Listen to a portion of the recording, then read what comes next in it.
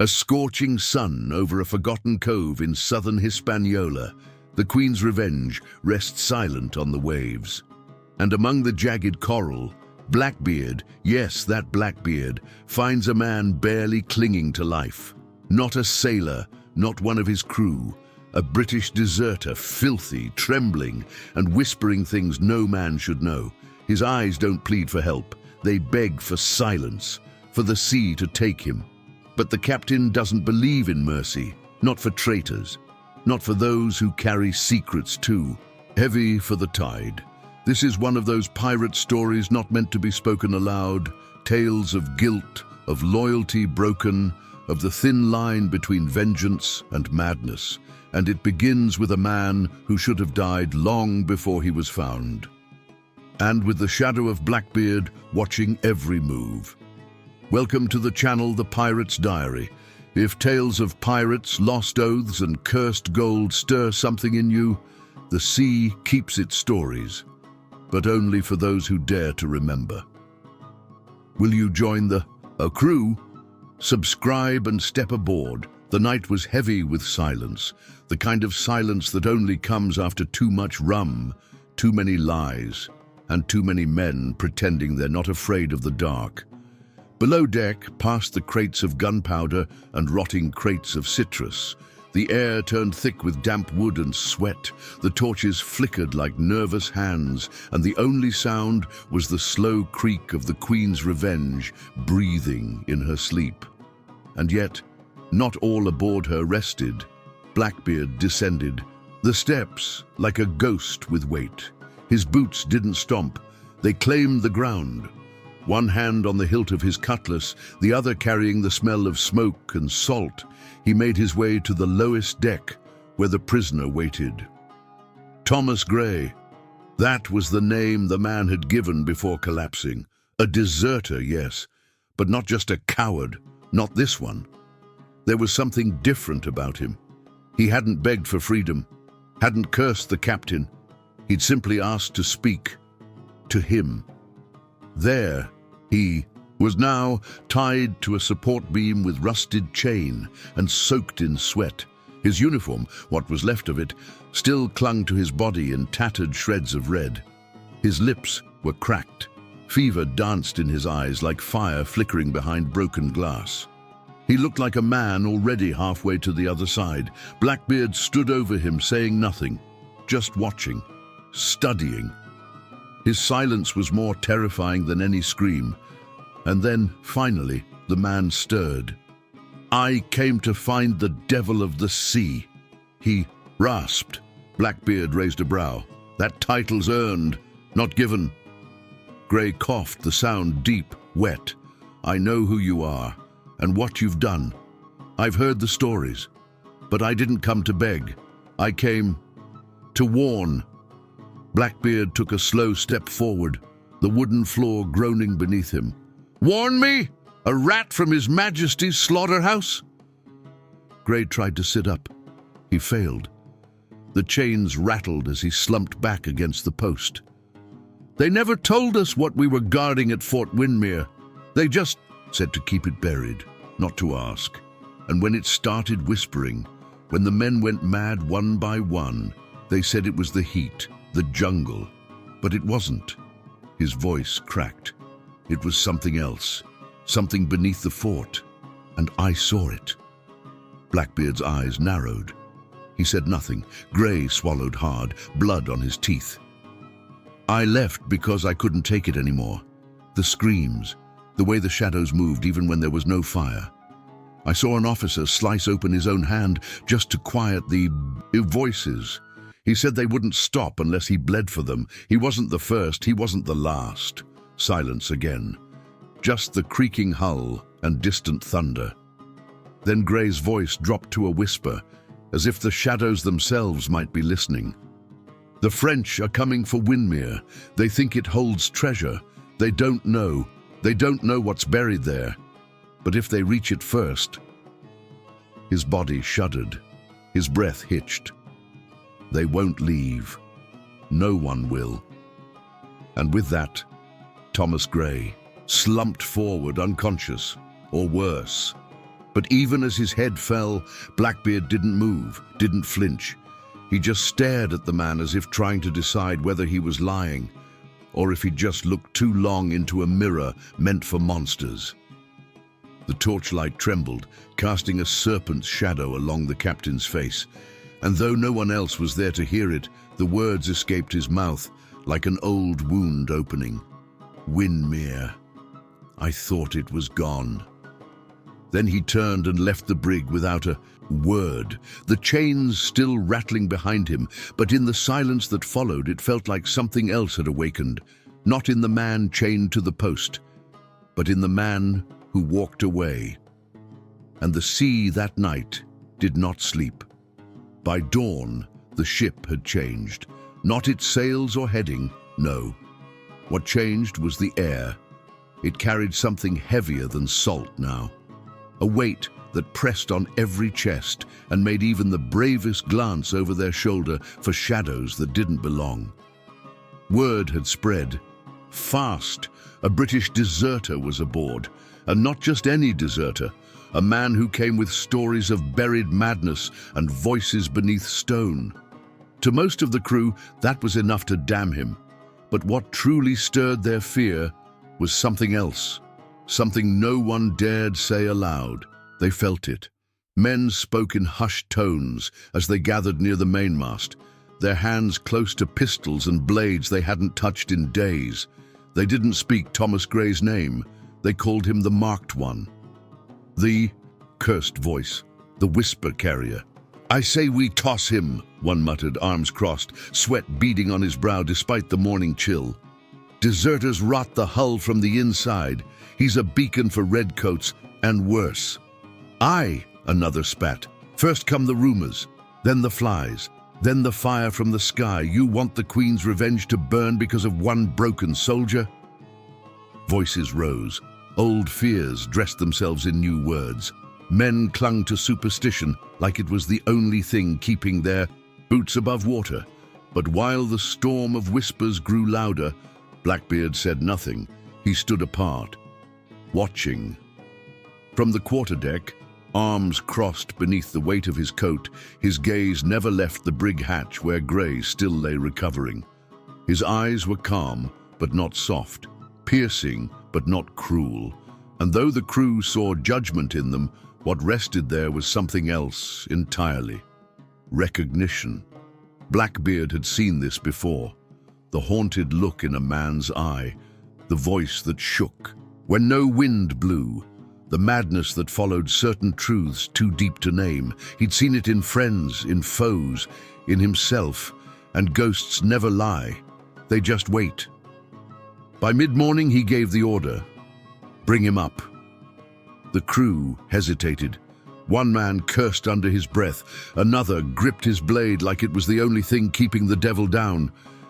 But orders were orders, and no one defied Edward Teach and stayed whole. They dragged Thomas Gray to the deck, still weak, barely able to stand. The sun hit, his face like judgment. Every eye on the ship turned toward him.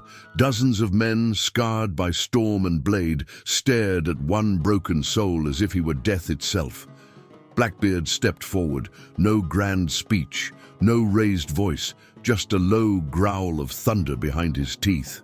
You say you've come to help me, he said, circling the man like the tide around a rock. But every man that walks this deck brings two faces, one for me and one for the devil waiting below. Gray didn't answer. Couldn't. Blackbeard leaned in close, his breath like smoke, his eyes burning with something ancient. So prove it. Prove your worth. Prove your truth. Or I feed you to the sharks and let the sea decide. The deck fell silent. Not even the wind dared to speak. And in that moment, it wasn't just Thomas Gray on trial. It was everyone. Every soul who'd ever whispered lies, every man who'd ever stared into the black horizon and heard something whisper back. The Queen's revenge waited, and the blood of every decision, old and new, echoed beneath their feet, soaked into the wood like a memory that refused to fade. Somewhere below deck, a chain creaked. Somewhere in the east, thunder answered. And above it all, Blackbeard watched, not as a monster, not as a hero, but as a man who'd lived long enough to know that sometimes the only thing worse than trusting the wrong soul is not trusting the right one. He didn't speak for 2 full days.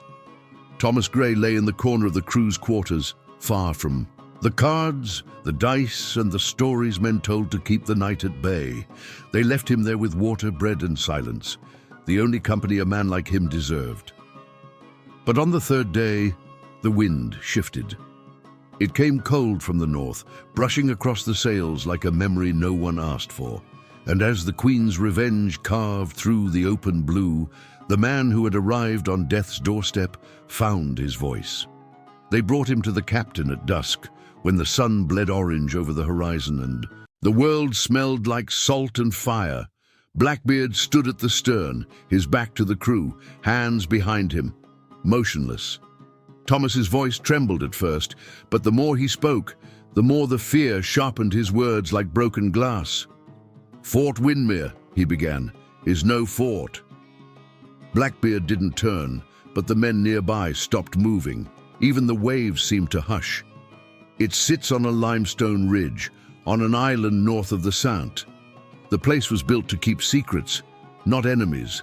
They told us we were guarding munitions, trade silver, but what we were guarding bled." Thomas paused, the wind tugging at his rags.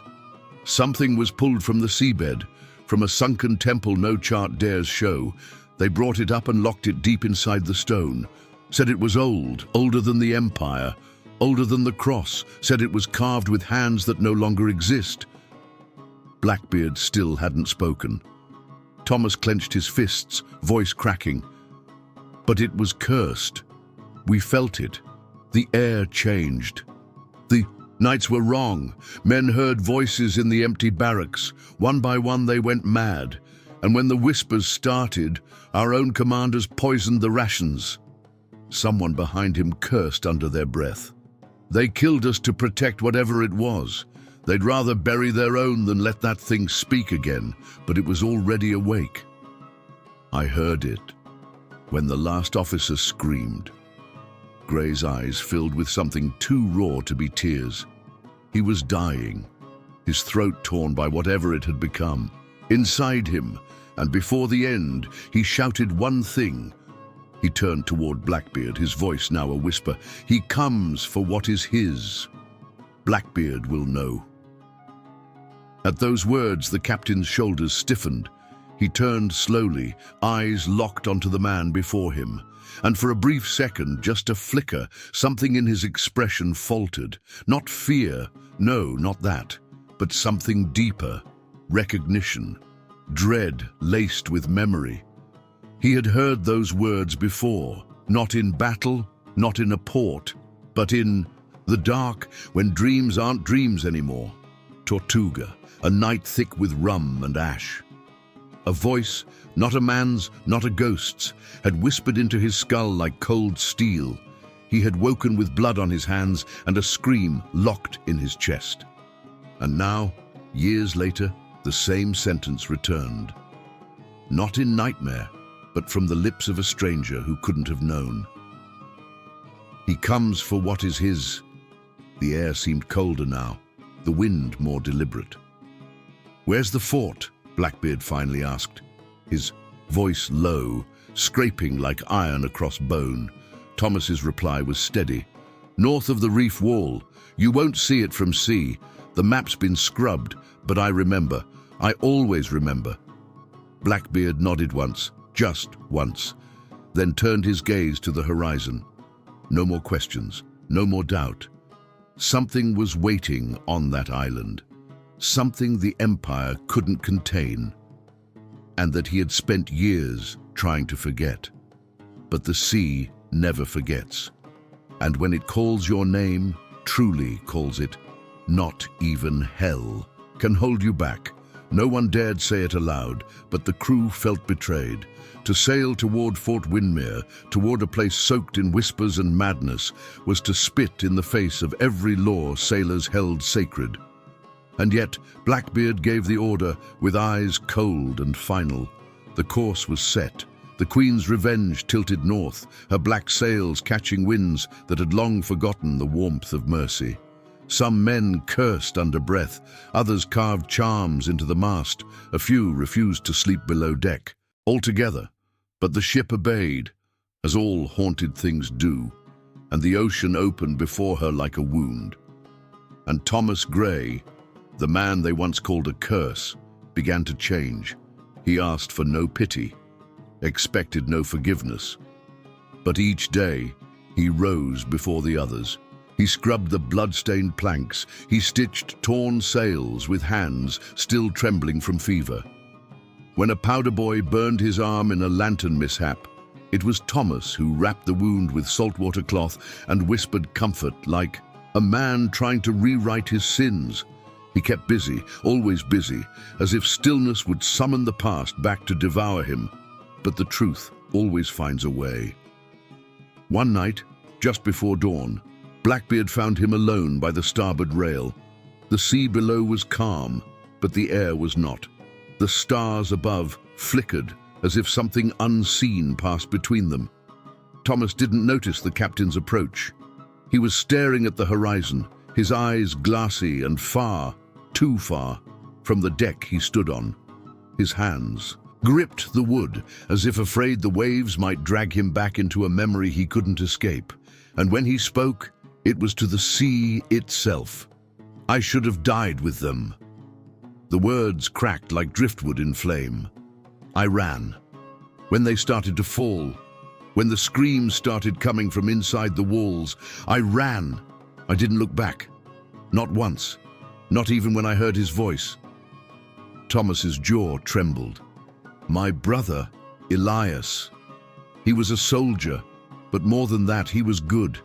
He stayed behind when I begged him to follow. He said someone had to stop it, said I had to live. I didn't argue, I just left him there, locked in that place.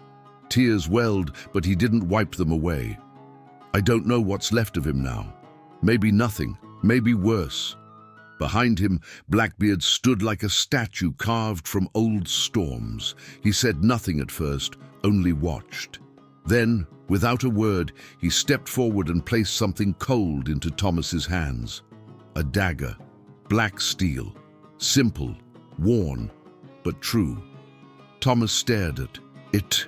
Blackbeard's voice came low, quiet, like thunder whispering from below the deck. "You want redemption?" he asked.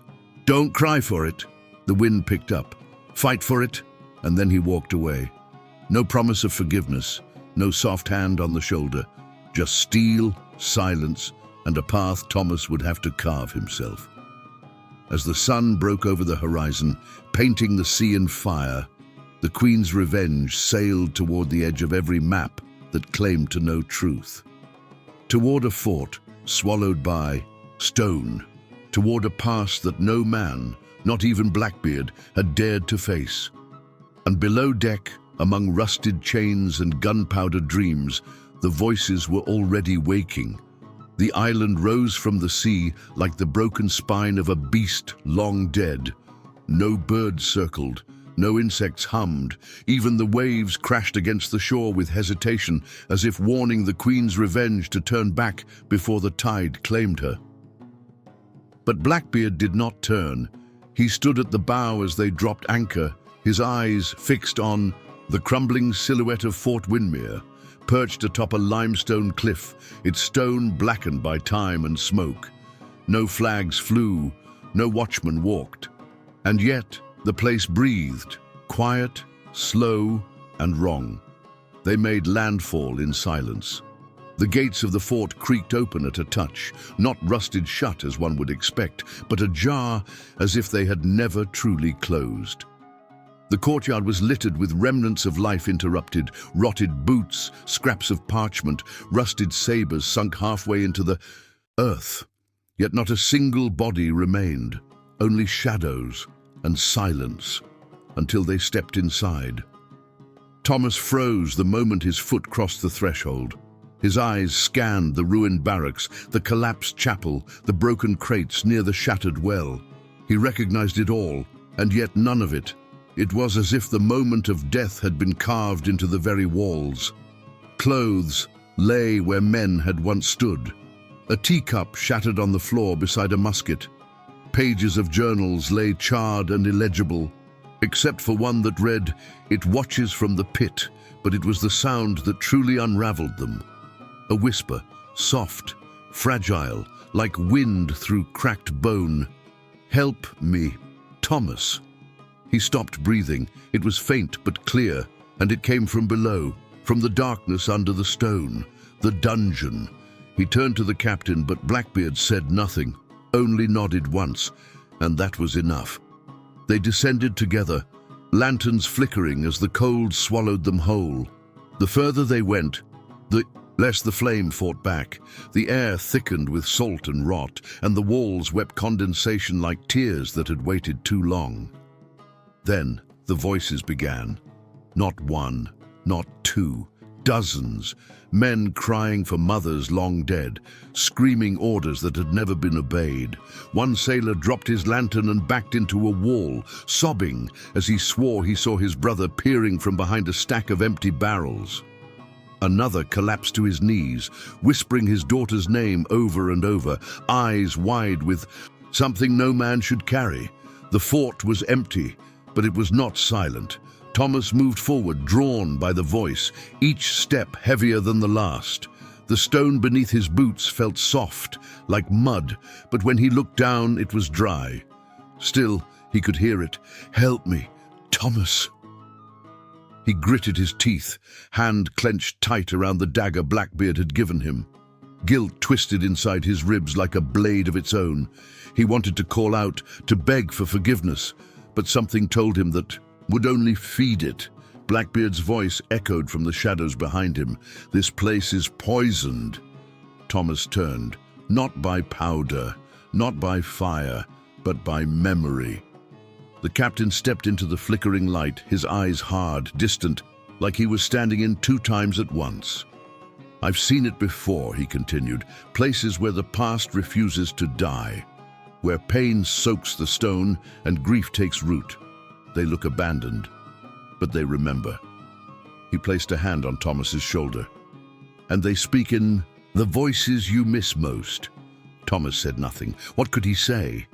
He turned again toward the door at the end of the corridor. The iron was warped but slightly ajar.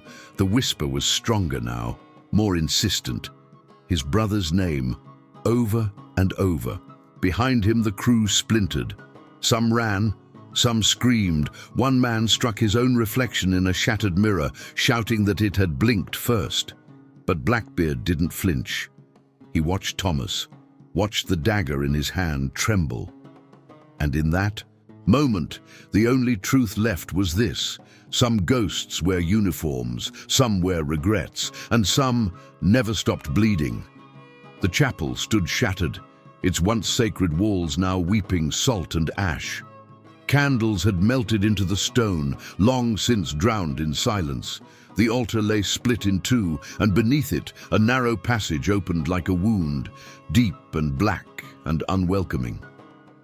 Thomas led the way, his hands trembling with each step, the dagger still at his belt, though it now felt more like a weight than a weapon. They moved slowly, lantern light dancing across carvings older than the empire itself. Bones lay scattered among collapsed beams and broken crates, their owners long forgotten. And yet, the deeper they went, the more Thomas's steps faltered, until they found it. A small, rotting chest beside a rusted cot, and atop it, soaked and curled from time and damp, was a journal. Blackbeard picked it up with 2 fingers. The pages stuck together, ink smudged, and blood. Not dried like most, but thick, dark, recent. The name written inside made Thomas stop breathing. Elias Gray. He reached for it, but Blackbeard opened the journal first. Page after page was smeared with shaking words. A final confession, penned in blood by hands that had no priest left to receive them. The captain read aloud. "Thomas took the gold. He said we'd split it, sail to the Keys. I wanted to believe him, but I knew we wouldn't make it out. I told him to run when the others caught on. I stayed, Someone had to. I saw what it was doing to the men. I begged him not to go. He did anyway. Blackbeard's voice grew quieter. He was my brother, but in the end, he chose himself. A long silence filled the chapel ruins. The sea could not be heard from this deep, only the sound of the lantern flame and Thomas's shallow breath. Blackbeard dropped the journal. It hit the ground like a verdict. "So this is it?" he muttered, voice cold. "This is what dragged me back to this cursed place? Not a warning, not a prophecy, just a thief running from the truth, trying to bury it beneath my name." Thomas said nothing. His legs gave out beneath him and he collapsed to his knees, the dust rising around him like ash from an old fire. "I didn't mean to..." His voice cracked. "I didn't mean for it to happen like this." Blackbeard didn't move. Thomas stared at the stone floor, the words of his brother echoing louder than the whispers in the walls. "I was young, greedy. They said there was gold buried beneath the chapel, that the artifact was cursed. I didn't care. We opened the vault. We broke the seals, and something changed in the air. The men stopped sleeping, stopped eating. We unleashed something. I wanted out. I tried to stop it." He reached for his sword and held it out, not to fight, but to surrender. "I betrayed them all. I left my brother here to rot. I don't deserve your mercy, Captain, or anyone's." He lowered his head. "If you want to spill blood, spill mine." Blackbeard stood silent. Then slowly, he stepped forward and stared down at the man who had brought ghosts aboard his ship, into his crew, into his dreams. But instead of drawing his blade, he said something quieter than the sea. "You think this is the first time a man's buried the truth and tried to call it redemption?" Thomas looked up, breath caught in his throat. Blackbeard knelt and placed a hand on the sword. "Every man on this sea has a grave he carries with him. Some wear it in their eyes, others in the silence between waves." He pushed the sword back toward Thomas. "You want to die? Fine, but do it for something now, not for the sins already done." Behind them, the chapel groaned, not from wind or tide, but from memory. Something below was still watching, and now it knew the truth. The wind shifted at nightfall. It came sharp from the east, smelling of iron and betrayal. Clouds gathered low and fast, thick as cannon smoke, curling like ghosts above the jagged peaks of Fort Windmere. The torches flickered, uneasy, as if even the flame knew something was coming that could not be stopped. Blackbeard stood atop the broken wall, eyes narrowed at the distant dark line on the sea. Sails, thin, fast, and many. Corsairs. French flags ripped and fluttering in the wind. Predators drawn not by vengeance, but by greed. Following rumors of cursed gold hidden beneath a forgotten chapel. Behind him, the crew of the Queen's Revenge readied what little defense they could find among the ruins. Most were too rattled to speak. Some tied charms to their belts, others just whispered prayers they barely remembered. Then Blackbeard turned and tossed a blade. It landed in the dirt at Thomas's feet. His voice was thunder and fire. "This is your chance." Thomas stared at the sword, then up at the man who should have left him to rot. "Fight," Blackbeard growled, "or die like a coward. No more speeches, no more mercy, just steel." Thomas knelt, fingers wrapping around the hilt like it was the last truth he had left. The storm broke above them, rain falling sideways as the enemy landed ashore. The battle began before the lightning touched the walls. The French came with fury, blades gleaming, muskets flashing. Their voices were sharp and sure, confident in their numbers. But they hadn't counted on ghosts. They hadn't counted on a pirate captain who had bled his way through hell more than once.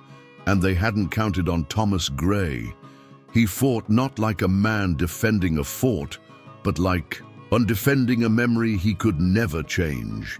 Each strike of his blade was desperate, furious, alive. He fought for Elias, for the men he left behind, for the voices that still echoed through the halls like a choir of shame. And he fought beside Blackbeard.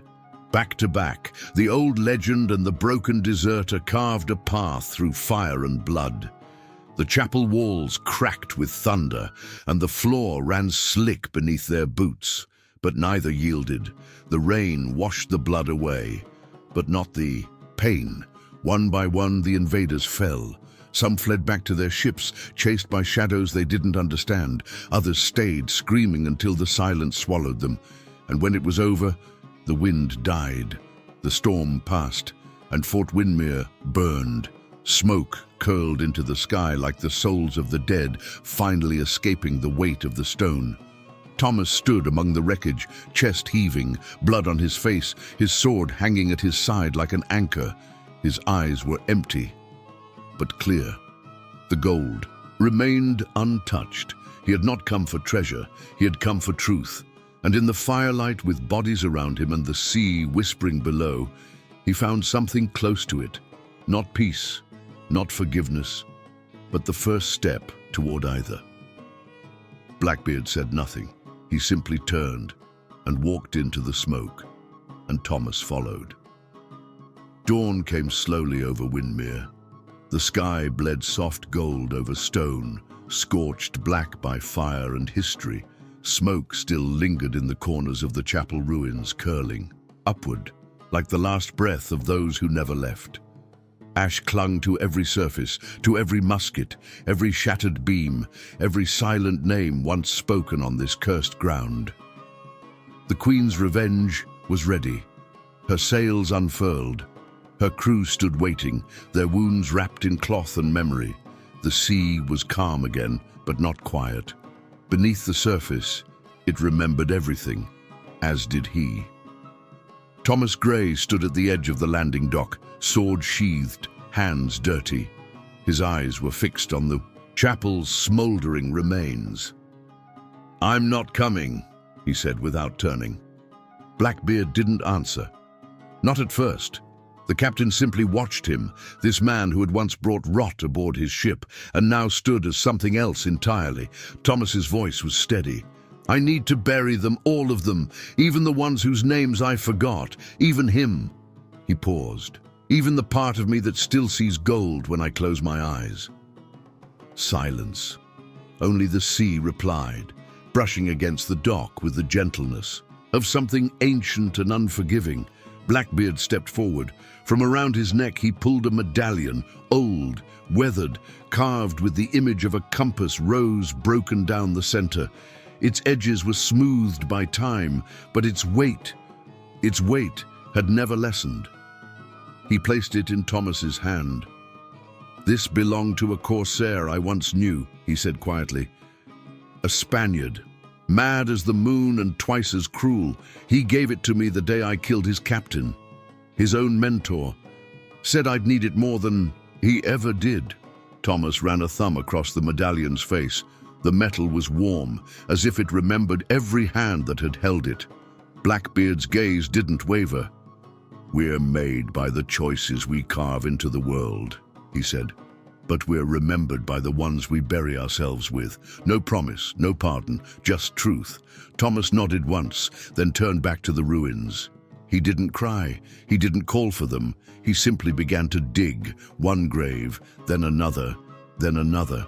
By the time the Queen's revenge pulled away from shore, the figure of Thomas Gray was already half lost in the mist, surrounded by crosses carved from broken beams, the medallion around his neck catching the rising sun like a memory that refused to sink. Blackbeard didn't look back. He didn't need to. The sea never forgets the ones who stay behind, and some sacrifices echo louder than any tale ever told. Months passed, the winds shifted, tides turned, and the world kept on spinning, as it always does, pretending it had forgotten what happened at Fort Windmere. But the sea never forgets. One morning, Off the coast of Cuba, a fisherman spotted something floating between the waves. It was small, a wooden chest, half burned, clinging to the surface like it had refused to sink. The salt had eaten away at its edges. The iron hinges were nearly rusted through. But when he pried it open, he found something the ocean had tried to carry home. A journal. Its cover bore a blackened crest.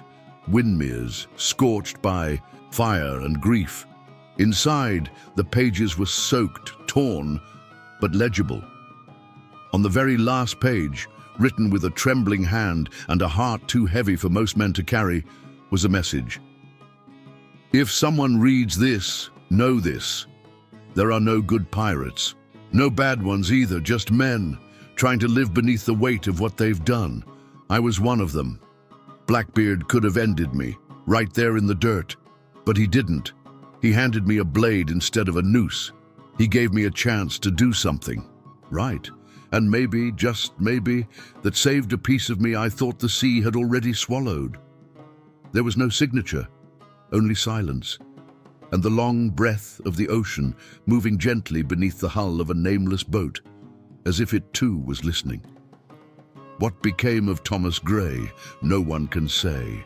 Some claim he stayed on that ruined island until the chapel collapsed into the ground. Others whisper that he built graves for every soul lost at Windmere, then walked into the sea without a word. A few believe he boarded another ship under another name and sailed into exile. But no one knows, because that's how the sea works. It takes names, faces, regrets. It keeps them hidden beneath wave and wind, letting only fragments rise to the surface. As for Blackbeard, he said nothing of Windmere ever again. Those who sailed with him noticed he drank more, spoke less. Sometimes he'd stare at the horizon long after the others had gone below deck. Once, in the dead of night, a crewman swore he heard the captain whisper a name to the ocean, but no one dared ask who it was. Some scars don't bleed, some ghosts don't speak, but they stay. And every time the wind howls just right through torn sails or the sea groans beneath an empty sky, it feels like that story, this story, isn't quite done. It lingers, in the smell of wet wood, in the creak of the hull, in the silence after a storm that took too much and left too little behind. So now I ask you, did you know this forgotten piece of the sea's memory? And if it were you on that island, blade in hand, guilt in your chest, what would you have done? What other stories lie buried beneath the waves, waiting to be remembered? If this tale stirred something in you, a chill, a thought, a silence too loud to ignore, don't let it drift away like so many names the sea has already taken. Subscribe to the Pirate's Diary and turn the page with us, because some stories were never meant to be lost, and some ghosts are still waiting to be heard.